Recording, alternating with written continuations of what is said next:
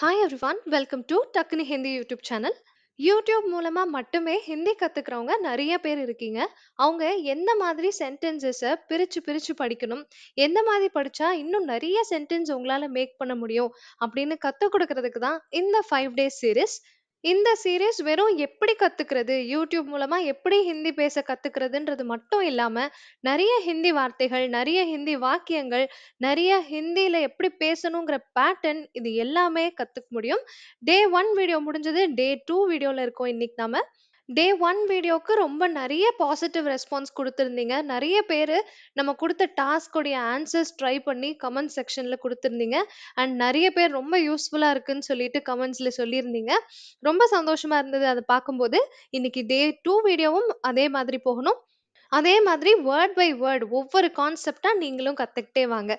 Video start பண்றதுக்கு முன்னாடி நம்ம சேனலை சப்ஸ்கிரைப் பண்ணிருக்கீங்களான்னு செக் பண்ணிக்கோங்க. பண்ணலைன்னா மறக்காம சப்ஸ்கிரைப் பண்ணிக்கோங்க. இப்போ வாங்க டே 2 வீடியோவை ஸ்டார்ட் பண்ணிடலாம்.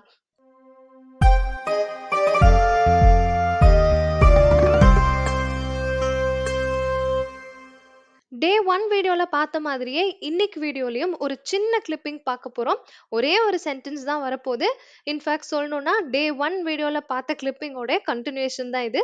இந்த கிளிப்பிங்ல அவங்க என்ன பேசுறாங்க, என்ன ஹிந்தி சென்டென்ஸ் யூஸ் பண்றாங்க அப்படிங்கறத கவனமா கேட்டுக்கங்க. அதுக்கப்புறம் அதை பிரிச்சு பிரிச்சு படிக்க ஆரம்பிக்கலாம். वैसे भी रोते वक्त तुम बिल्कुल अच्छे नहीं लगते. இந்த கிளிப்பிங்ல அந்த ஹீரோயின் சொன்ன சென்டென்ஸ் वैसे भी रोते वक्त तुम बिल्कुल अच्छे नहीं लगते हो. वैसे भी रोते वक्त तुम बिल्कुल अच्छे नहीं लगते हो. மொதல் விஷயம், இந்த மாதிரி கிளிப்பிங்ஸ் பாக்குறீங்க, மூவி பாக்குறீங்க அப்படின்னா அவங்க என்ன சொல்றாங்கங்கிறது கொஞ்சம் கஷ்டமா இருக்கலாம் பிகினர்ஸ்க்கு. அவங்க என்ன பேசுறாங்கங்கிறது கொஞ்சம் ஃபாஸ்டா இருக்கிற மாதிரி இருக்கலாம். 2-3 வாட்டி கவனிங்க. கவனிச்சு அவங்க என்ன பேசுறாங்கங்கிறத புரிஞ்சுக்கிறது மொதல் ஸ்டெப்பா வச்சுக்கோங்க. வார்த்தைகளை தெளிவா உள்வாங்கிக்கங்க. இந்த முழு சென்டென்ஸுக்கான முழு அர்த்தத்தை பார்த்திடலாம். அதாவது ஹிந்தி சென்டென்ஸ் वैसे भी रोते वक्त तुम बिल्कुल अच्छे नहीं लगते हो அப்படின்னா, எப்படியோ நீ அழும்போது நல்லாவே இல்ல, அழகாவே இல்ல அப்படின்னு சொல்றாங்க. இது பார்க்கும்போதே உங்களுக்கு தெரியுது, இதுக்கு முன்னாடி ஏதோ ஒரு சென்டென்ஸ் சொல்லியிருக்காங்க. வேற ஏதோ ஒரு விஷயம் நடந்திருக்கு. அதுக்கப்புறம் தான் இந்த விஷயத்த சொல்றாங்க அப்படின்னு. அதத்தான் நம்ம டே 1 வீடியோல பார்த்தோம். என்ன விஷயம்னா, நீ இனிமே அழுகவே கூடாதுன்னு சொல்லியிருந்திருப்பாங்க. அத அப்படியே கன்டின்யூ பண்ணி, எப்படியோ நீ அழுகும்போது அழகாவும் இல்ல, அதனால நீ அழுகாத அப்படிங்கிறத சொல்றாங்க. இப்போ உங்களுக்கு முழு சென்டென்ஸோடைய முழு அர்த்தம் தெரிஞ்சது ஓகே. ஆனா ஒரு ஒரு வார்த்தையா, இந்த வார்த்தைக்கு என்ன அர்த்தம்? இத வேற எங்க யூஸ் பண்ணலாம்? வேற எப்படி யூஸ் பண்ணலாம்? அப்படிங்கறத தான் இப்ப நம்ம கத்துக்க போறோம். நாம பார்க்க போறது இந்த वैसे भी. वैसे भी இதுக்கு தமிழ்ல சொல்லணும்னா 2 அர்த்தம் இருக்கு. ஒண்ணு எப்படியும், இன்னொன்னு எப்படியோ. இத உங்களுக்கு இன்னும் தெளிவா புரிய வைக்கிறதுக்காக ஒரு சில எக்ஸாம்பிள் குடுக்குறேன். தமிழ்லயே சொல்றேன். உங்களுக்கு எந்த இடத்துல இந்த वैसे भी வரும்னு நீங்க புரிஞ்சுக்கோங்க. வெளிய பயங்கரமா மழை பெஞ்சுட்டு இருக்கு. எப்படியோ எனக்கு வெளிய எதுவும் வேலை இல்ல. அதனால மழை பெஞ்சாலும் பரவால்ல. அப்படின்னு நம்ம சொல்றம்போது, இந்த எப்படியோ அப்படின்னு சொல்றோம் இல்லையா? எப்படியும் எனக்கு ஒரு வேலையும் இல்ல. அதனால மழை பெஞ்சாலும் பரவால்ல. அப்படின்னு சொல்லும்போது, இந்த எப்படியோ அல்லது எப்படியும் அப்படிங்கிறத யூஸ் பண்றோம் இல்லையா? அந்த மாதிரி நேரத்துல தான் இந்த वैसे भी ய யூஸ் பண்ணுவாங்க. वैसे भी. இதே மாதிரி புரியிற மாதிரி இன்னொரு எக்ஸாம்பிள் கூட சொல்றேன். இந்த எப்படியோ அப்படிங்கிறது, இல்ல எப்படியும் அப்படிங்கிறது இந்த இடத்துல வரும் அப்படின்னு புரிஞ்சுக்கோங்க. இப்போ ரொம்ப நேரமா பவர் கட்டா இருக்கு. ரொம்ப நேரமா கரண்ட் இல்ல. சரி எப்படியோ என் ஃபோன்ல பேட்டரி இருக்கு. என் ஃபோன்ல சார்ஜ் இருக்கு. இந்த இடத்துல எப்படியோ யூஸ் பண்ணோம் இல்லையா? இந்த மாதிரி நேரத்துல நம்ம वैसे भी யூஸ் பண்ணணும். ரொம்ப பெரிய சென்டென்ஸா இல்லாம சின்ன சின்ன சென்டென்ஸா பார்க்கலாம். वैसे भी एग्जाम खत्म हो गया है. वैसे भी एग्जाम खत्म हो गया है. எப்படியோ எக்ஸாம் முடிஞ்சிடுச்சு. எப்படியோ எக்ஸாம் முடிஞ்சிடுச்சு. அந்த எப்படியோன்னு சொல்ற இடத்துல वैसे भी, எக்ஸாமுக்கு எக்ஸாம்னே யூஸ் பண்ணியிருக்கேன். நார்மலா பேசும்போது இப்படித்தான் பேசுவாங்க. கத்தம் ஹோ கயா ஹே அப்படின்னா முடிஞ்சு போயிருச்சுன்னு அர்த்தம். எந்த ஒரு விஷயம் வேலையோ எக்ஸாமோ எதை சொல்லணும்னாலும் முடிஞ்சு போயிருச்சுன்னு சொல்லணும்னாலோ இல்ல தீந்து போயிருச்சுன்னு சொல்றதுக்கு கூட கத்தம் ஹோ கயா ஹே அப்படின்னு சொல்லலாம். கத்தம் ஹோ கயா அல்லது கத்தம் ஹோ கயா ஹே. ஒண்ணும் பெரிய வித்தியாசம் கிடையாது. கத்தம் ஹோ கயான்னு கூட சொல்லலாம். இல்ல கத்தம் ஹோ கயா ஹைன்னு சொல்லலாம். वैसे भी எக்ஸாம் கத்தம் ஹோ கயா ஹை. எப்படியோ எக்ஸாம் முடிஞ்சு போயிருச்சு. वैसे भी யூஸ் பண்றதுக்கு உங்களுக்கு தெரிஞ்சிருச்சு. அடிஷனலா இந்த சென்டென்ஸ் மூலமா உங்களுக்கு 2 வார்த்தைகள் கிடைச்சிருச்சு. கத்தம் ஹோ கயா, கத்தம் ஹோ கயா. அடுத்தது वैसे भी वो समझ गया. वैसे भी वो समझ गया. எப்படியோ அவன் புரிஞ்சுக்கிட்டான். எப்படியோ அவன் புரிஞ்சுக்கிட்டான். இதுதான் वैसे भी वो समझ गया. वैसे भी னா எப்படியோ, வோனா அவன், समझ गया அப்படின்னா புரிந்து கொண்டான்னு அர்த்தம். இந்த சென்டென்ஸ் மூலமா वैसे भी ஒரு பக்கம் இருக்கு. அது கூட அடிஷனலா நம்ம என்ன வார்த்தை கத்துக்கிட்டோம்? समझ गया. हो गया படிச்சோமா? हो गयाன்னா ஆயிடுச்சு. இங்க समझ गया அப்படின்னா புரிஞ்சுக்கிடுச்சு, புரிஞ்சுக்கிட்டான், எல்லாத்துக்கும் யூஸ் பண்ணலாம். இன்னொரு சென்டென்ஸ் वैसे भी मुझे आज छुट्टी मिल गई. वैसे भी मुझे आज छुट्टी मिल गई. वैसे भी னா உங்களுக்கு தெரியும்.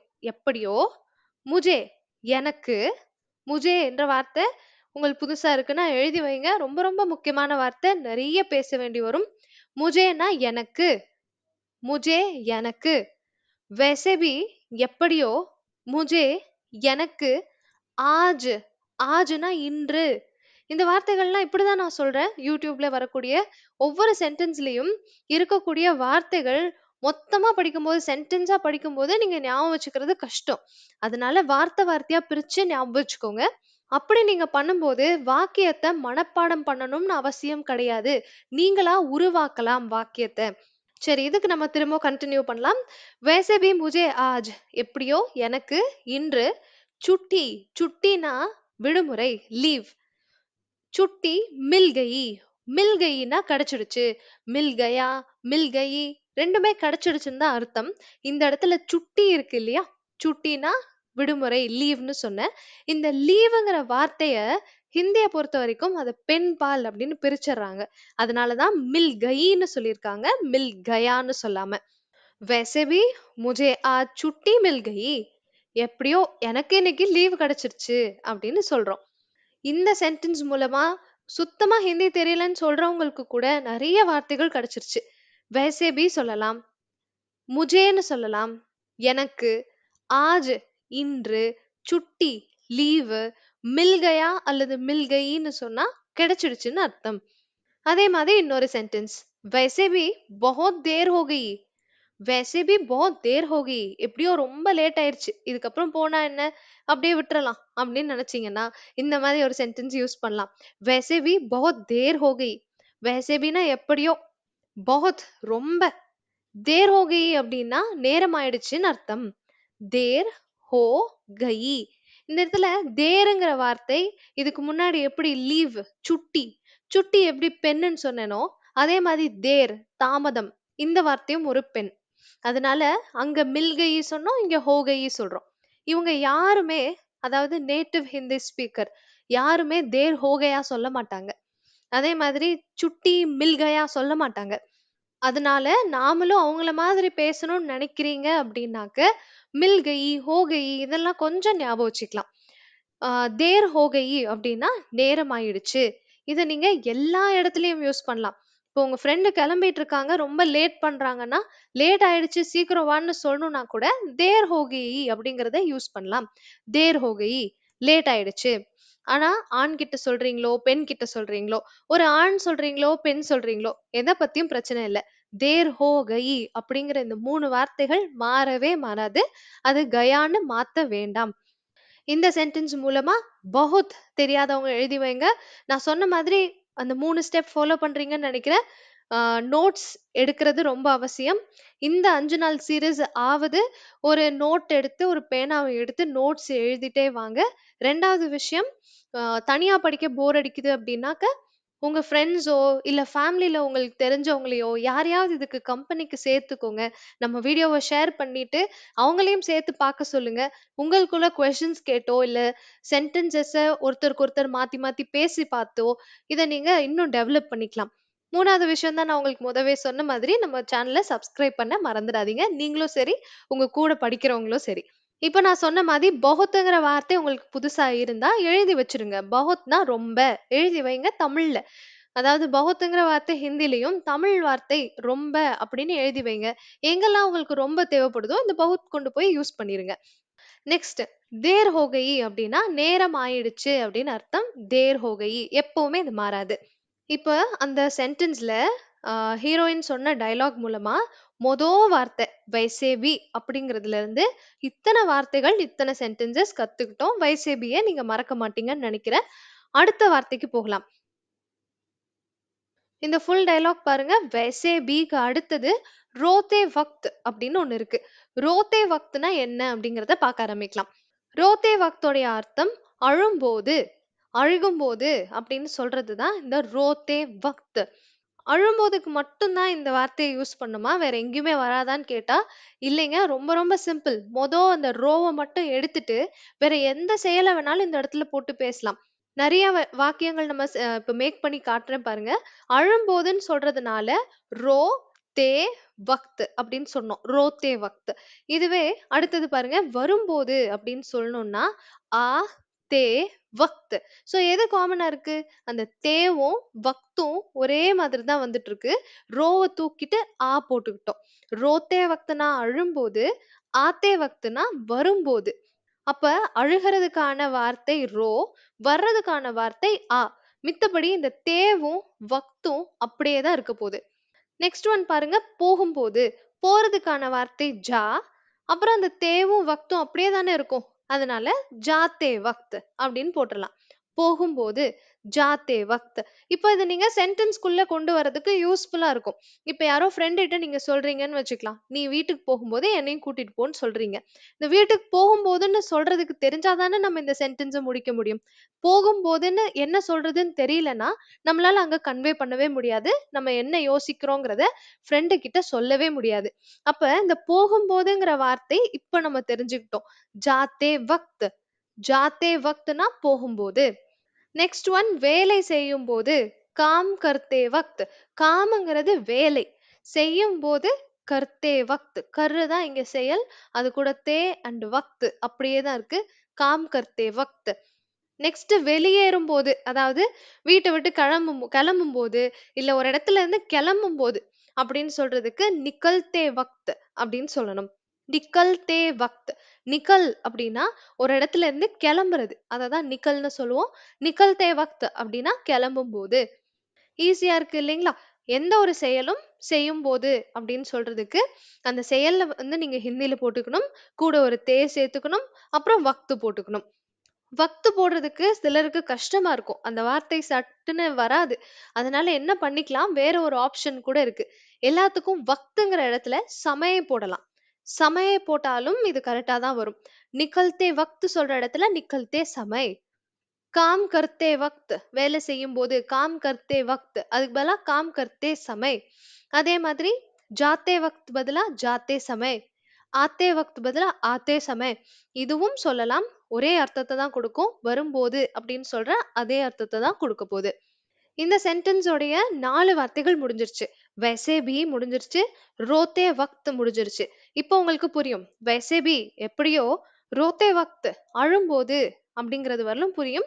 தும்முங்கிற வார்த்தை நீன்னு அர்த்தம். இது நிறைய நேரங்கள்ல படிச்சாச்சு. டே 1 வீடியோல கூட படிச்சிட்டோம். இப்போ அதுக்கு அடுத்த வார்த்தைக்கு தான் போகிறோம். பில்குல். பில்குல் அப்படின்னா என்ன? நிறைய பேருக்கு இந்த கன்ஃபியூஷன் இருக்கு. இப்ப பாத்திரலாம். பில்குல்க்கு 2 அர்த்தம் இருக்கு. ஒண்ணு முற்றிலும், முழுமையாக அப்படிங்கிறது ஒரு அர்த்தம். இன்னொன்னு கண்டிப்பாக, நிச்சயமாகங்கிறது இன்னொரு அர்த்தம்.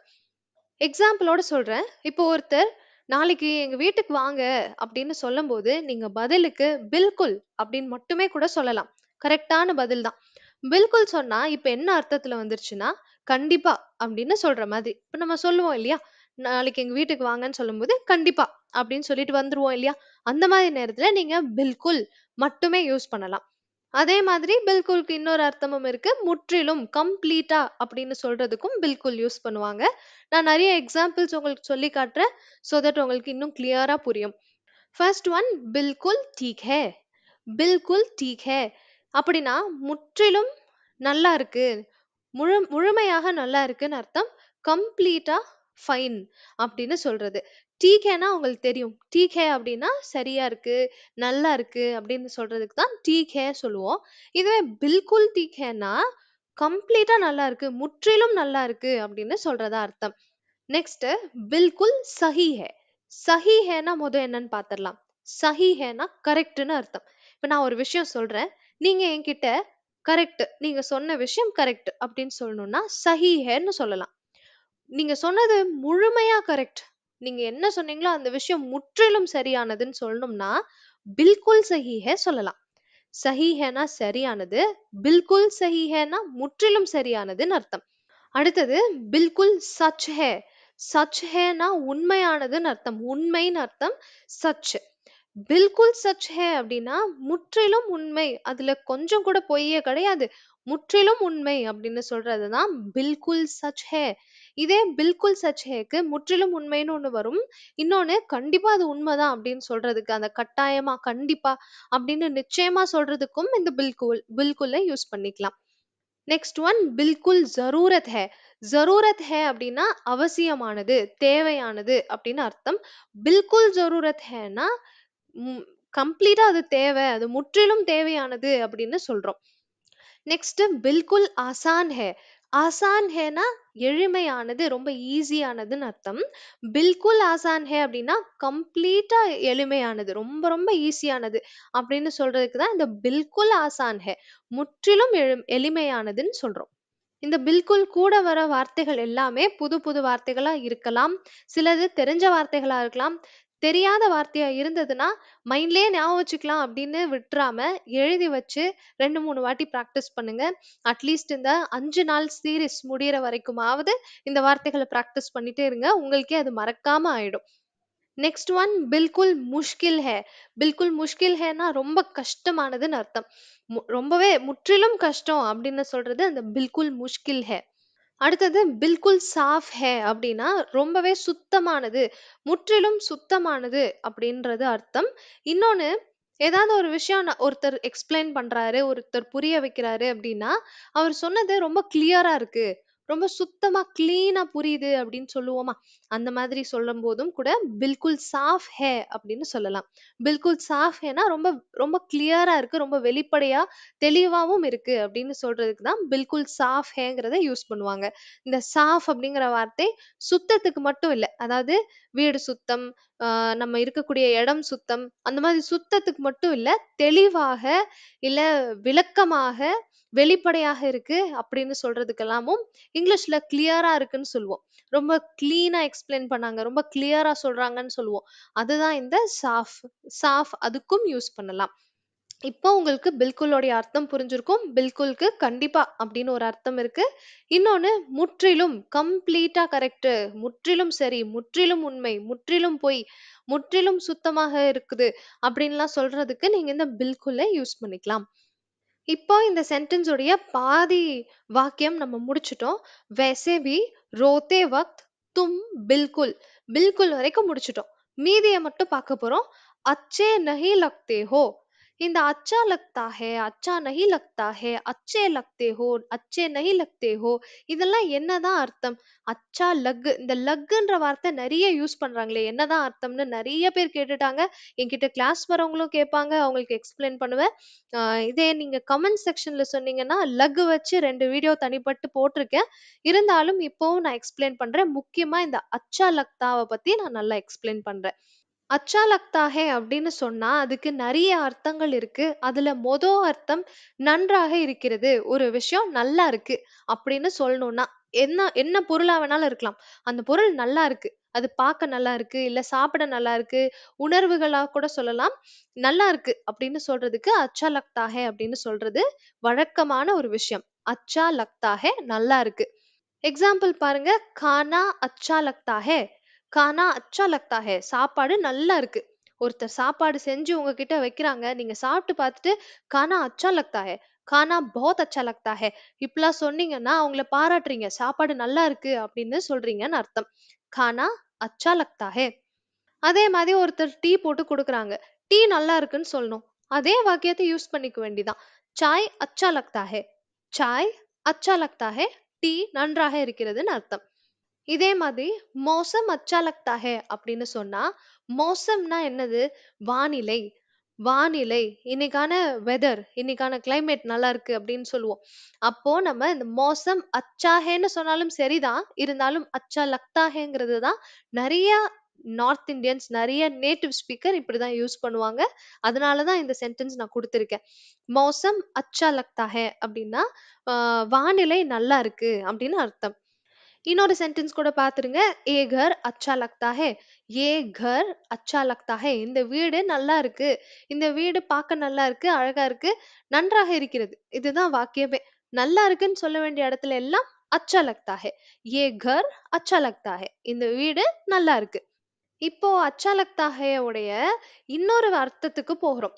நன்றாக இருக்கிறது, நல்லா இருக்கு அப்படிங்கிறத தாண்டி ஒரு மனுஷனை சொல்லும்போது அழகாக இருக்கிறான், அழகாக இருக்கிறாள், அழகாக இருக்கிறார், இதெல்லாம் சொல்றதுக்கும் அச்சா லக்தா ஹே, அச்சா லக்தி ஹே, அச்சே லக்தே ஹே அப்படிங்கறத யூஸ் பண்ணலாம்.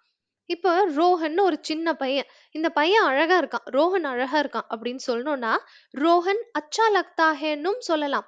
ரோஹன் சுந்தர் ஹேன்னும் சொல்லலாம். சுந்தர் ஹேங்கிற வார்த்தை உண்மைதான் இருக்கு. அழகுங்கிற வார்த்தைக்கான வார்த்தை சுந்தர் தான். அத நீங்க சொல்லலாம், தப்பு கிடையாது. ஆனா இதுவும் சொல்லுவாங்க. ரோஹன் அச்சா லக்தா ஹே. ரோஹன் அழகாக இருக்கிறான். இதுவே ஒரு பெண்ண பத்தி சொல்றீங்கன்னா, ஒரு சின்ன பொண்ணு ராணின்னு சொல்லிட்டு, ராணி அழகாக இருக்கிறாள்ன்னு சொல்லணும்னா, ராணி அச்சி லக்தி ஹேன்னு மாத்திரணும். அச்சா லக்தா, அச்சி லக்தின்னு மாறிரும். சோ ஞாபகம் வச்சுக்கோங்க. ஆண்கள பத்தி சொல்லும்போது அச்சா லக்தா ஹே. பெண்கள பத்தி சொல்லும்போது அச்சி லக்தி ஹே. இத தாண்டி இன்னொன்னும் இருக்கு. இந்த இடத்துல பாருங்க, மிஸ்டர் குமார் அச்சே லக்தே ஹே. இது ஏன் அச்சே லக்தேன்னு மாறுச்சு? ஏன்னா இந்த இடத்துல குமார் அப்படின்னு ஒரு ஒரு பையன், சின்ன பையனோ இல்ல நம்ம வயசு பையனையோ சொல்லி நல்லா இருக்கான், அழகா இருக்கான் அப்படின்னு சொல்லல. அழகா இருக்காருன்னு சொல்றோம். மரியாதைக்காக மிஸ்டர் குமார்ன்னு சொல்ற மாதிரி அச்சே லக்தே ஹே தான் சொல்லி ஆகணும். இன்னும் மிஸ்டருக்கு கூட ஹிந்தில வேணும்னு நினைச்சீங்கன்னா ஸ்ரீமான் அப்படின்னு சொல்லுவாங்க. அவ்வளோ டீப்பா இல்லாம ஒரு சாதாரணமா ஒரு ஆபீஸ்ல சொல்ற மாதிரி சொல்றேன். மிஸ்டர் குமார் அச்சே லக்தே ஹே. மிஸ்டர் குமார் அழகா இருக்காரு, பார்க்க நல்லா இருக்காரு அப்படின்னு சொல்றோம். சோ உங்களுக்கு புரிஞ்சிருக்கும்னு நினைக்கிறேன். 2 இடங்கள்ல இப்ப வரைக்கும் 2 இடங்கள்ல அச்சா லக்தா ஹே யூஸ் பண்ணலாம். ஒண்ணு, ஒரு பொருள் நல்லா இருக்கு. அது சாப்பாடா இருக்கலாம், டீயா இருக்கலாம், இன்னைக்கான வானிலையா இருக்கலாம். சோ இந்த மாதிரி ஒரு பொருள் நல்லா இருக்கு, ஒரு விஷயம் நல்லா இருக்குன்னு சொல்லணும்னா அச்சா லக்தா ஹே சொல்லணும். இன்னொன்னு, ஒரு மனுஷன் நல்லா இருக்கான், இந்த பையன் அழகா இருக்கான், அந்த பொண்ணு அழகா இருக்கா, இந்த நபர் அழகா இருக்கிறார், இப்படின்லாம் சொல்றதுக்கு அச்சா லக்தா ஹேவை யூஸ் பண்ணிக்கலாம். இத கொஞ்சம் பிராக்டிகலா யோசிச்சு பாருங்க. யார்கிட்டயும் நேரடியா போயிட்டு நீங்க அழகா இருக்கீங்க அப்படின்னு சொல்லணும்னா, அதுவும் முக்கியமா ஒரு ஆண பார்த்து சொல்லணும்னா, ஆப் அச்சே லக்தே ஹே அப்படின்னு சொல்லணும். ஆப் அச்சே லக்தே ஹே. மேபி அன்னைக்கு அவங்க போட்டிருக்கிற ட்ரெஸ் நல்லா இருக்கலாம். இன்னைக்கு அழகா இருக்கீங்கன்னு சொல்ல வேண்டியதா இருந்திருக்கலாம். அந்த மாதிரி நேரத்துல ஆப் அச்சே லக்தே ஹே அப்படின்னு சொல்லலாம். ஆப்னா நீங்க, அச்சே லக்தே ஹேன்னா அழகா இருக்கீங்க, நல்லா இருக்கீங்க பாக்க அப்படின்னு சொல்றதுதான் இதோடைய அர்த்தம். இதே ஒரு பொண்ண பார்த்து சொல்றீங்கன்னா, ஆப் அச்சே லக்தே ஹே சொல்லாதீங்க. ஆப் அச்சி லக்தி ஹே சொல்லுங்க. சோ நீங்க சொல்லக்கூடிய நபர் யாருங்கிறத பொறுத்து இது மாறும். ஒரு ஆண பார்த்து சொல்றீங்கன்னா, ஆப் அச்சே லக்தே ஹே. நீங்க பார்க்க நல்லா இருக்கீங்க அப்படின்னு சொல்றது. இதுவே ஒரு பெண்ண பார்த்து சொல்றீங்கன்னா, நீங்க பார்க்க அழகா இருக்கீங்க, நீங்க பார்க்க நல்லா இருக்கீங்கன்னு சொல்லணும்னா, ஆப் அச்சி லக்தி ஹே சொல்லணும். ஆப் அச்சி லக்தி ஹே. இப்போ நமக்கு அந்த கிளிப்பிங்ல வந்த சென்டென்ஸ்ல தும் அச்சே லக்தே ஹோன்னு சொல்லியிருந்தா நமக்கு புரிஞ்சிருக்கும். நீ அழகா இருக்க, நீ நல்லா இருக்க அப்படின்னு சொல்றாங்க. நீ பார்க்க நல்லா இருக்கன்னு சொல்றாங்க. நமக்கு புரிஞ்சிருக்கும். ஆனா இங்க என்ன வார்த்தை அதிகமா வந்துருச்சுன்னா, நஹிங்கிற வார்த்தை எக்ஸ்ட்ராவா வந்துருச்சு. தும் அச்சே லக்தே ஹோ இல்லாம தும் அச்சே நஹி லக்தே ஹோன்னு சொல்லிட்டாங்க. அப்ப என்ன அர்த்தம்? நீ அழகா இருக்கன்னு சொல்லல, நீ அழகா இல்லன்னு சொல்றாங்க. எந்த நேரத்துல? நீ அழுகும்போது நீ அழகா இல்லன்னு சொல்லியிருக்காங்க. இப்ப நீங்க யோசிக்கலாம். நீன்னு தானே சொன்னீங்க. இப்ப நீங்கன்னு சொன்னா தானே அச்சே லக்தேன்னு சொல்லணும். இது ஏன் தும்முக்கு கூட நம்ம அச்சே லக்தே சொல்றோம்னு நீங்க யோசிக்கலாம். ஹிந்திய பொறுத்தவரைக்கும் தும் அப்படிங்கிற வார்த்தையில கொஞ்சம் மரியாதை இருக்கிறதா தான் அவங்க கன்சிடர் பண்ணுவாங்க. அந்த சின்ன மரியாதைக்காக நம்ம அச்சா லக்தா சொல்லக்கூடாது. அச்சே லக்தே தான் சொல்லணும். तुम अच्छे लगते हो, तुम अच्छे नहीं लगते हो. தும் அச்சே லக்தே ஹோனா நீ அழகா இருக்க. தும் அச்சே நஹி லக்தே ஹோனா நீ அழகா இல்ல. நீ நல்லா இல்ல, நீ பார்க்க நல்லா இல்லன்னு அர்த்தம். ஸோ 2யும் எழுதி வச்சுருங்க. தும் அச்சே லக்தே ஹோ, நீ நல்லா இருக்க. நீ பார்க்க நல்லா இருக்க, நீ அழகா இருக்க. தும் அச்சே நஹி லக்தே ஹோ, நீ பார்க்க நல்லா இல்ல. நீ அ அழகா இல்ல அப்படின்னு சொல்றது. இப்போ இந்த சென்டென்ஸ் ஃபுல்லா பார்க்கும்போது, உங்களால ஈஸியா என்ன அர்த்தம்னு புரிஞ்சுக்க முடியும். முடிஞ்சா அந்த வீடியோவ கூட நீங்க ஃபர்ஸ்ட்ல இருந்து நீங்க கேட்டு பார்க்கலாம். அவங்க சொல்றதே உங்களால புரிஞ்சுக்க முடியுதான்னு. ஒரு வாட்டி நம்ம இந்த வாக்கியத்த நாம சொல்லி, இது ஒரு ஒரு வார்த்தையும் நமக்கு புரியுதான்னு பார்த்துடலாம். "वैसे भी" எப்படியோ, "रोते वक़्त" அழும்போது, "तुम" நீ, "बिल्कुल" முற்றிலும், சுத்தமா, "अच्छे नहीं लगते हो" நல்லாவே இல்ல. இத தான் சொல்றாங்க. இத அப்படியே டிரான்ஸ்லேட் பண்ணத விட, இப்போ அவங்க சொன்ன எமோஷன், அவங்க சொன்ன வார்த்தைகள் எப்படி தமிழ்ல வந்திருந்திருக்கும், இது எல்லாமே உங்களுக்கு புரியும்னு நெனைக்கிறேன். இப்போ உங்களுக்கான 4 கேள்விகள். ஃபர்ஸ்ட் ஒன் எப்படியோ அப்படின்னு சொல்லணும்னா என்ன வார்த்தை இருக்கு? எப்படியோ, இல்ல எப்படியும். 2வது வரும்போது எப்படி சொல்லுவீங்க? வரும்போது. 3வது முற்றிலும் அல்லது கண்டிப்பாக அப்படின்னு சொல்லணும்னா என்ன வார்த்தை இருக்கு?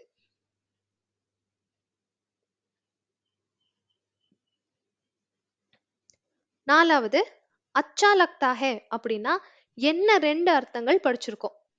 அச்சா லக்தா ஹை.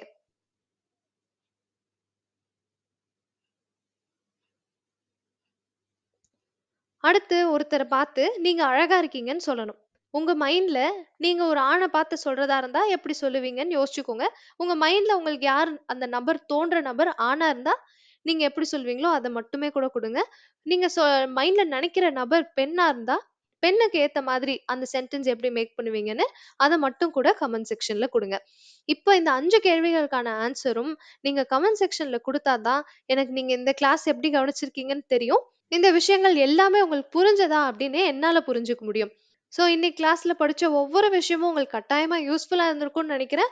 கத்துக்கிறது மட்டும் போதாது, திரும்ப திரும்ப படிச்சு பார்க்கணும். ஏன்னா இது வந்து பாஷை, புதுசா இருக்கக்கூடிய ஒரு மொழி. இந்த இடத்துல நம்ம வார்த்தைகள் மறந்து போறதுங்கிறது சாதாரணமா, சகஜமா எல்லாருக்கும் நடக்கக்கூடிய ஒண்ணு. ஆனா அந்த வார்த்தைகள் மறக்காம வச்சுக்கணும் அப்படின்னா, நம்ம திரும்ப திரும்ப படிச்சு பார்த்துட்டே இருக்கணும். திரும்ப திரும்ப ரிவிஷன்ல வச்சுட்டே இருக்கணும். இன்னைக்கு உங்களுக்கு புதுசா கத்துக்கிட்ட வார்த்தைகள் எல்லாத்தையும் லிஸ்ட் அவுட் பண்ணி ஒரு பேப்பர்ல எழுதி வைங்க. நான் சொன்ன மாரி நோட் போட்டிருந்தீங்கன்னா, அந்த நோட்ல எழுதி வச்சுக்கோங்க. அடிக்கடி அத எடுத்து எடுத்து பாருங்க, படிச்சு பாருங்க. சத்தமா சொல்லி பாருங்க. இன்னைக்கு கிளாஸ் யூஸ்ஃபுல்லா இருந்ததுன்னு நெனச்சீங்க அப்டின்னா, நம்ம வீடியோவுக்கு மறக்காம ஒரு லைக் குடுத்துருங்க. ஹிந்தி கத்துக்கணும், ஹிந்தில பேசணும்னு நெனைக்கிற உங்க ஃப்ரெண்ட்ஸ், ஃபேமிலி மெம்பர்ஸ் எல்லாருக்குமே நம்ம சேனல தெரியப்படுத்துங்க. ஷேர் பண்ணி விடுங்க. அண்ட் எப்பயும் சொல்ற மாதிரி ரொம்ப முக்கியமான விஷயம், சப்ஸ்கிரைப் பண்ண மறந்துறாதீங்க. Thank you so much for வாட்சிங். டே 3 வீடியோல பார்க்கலாம்.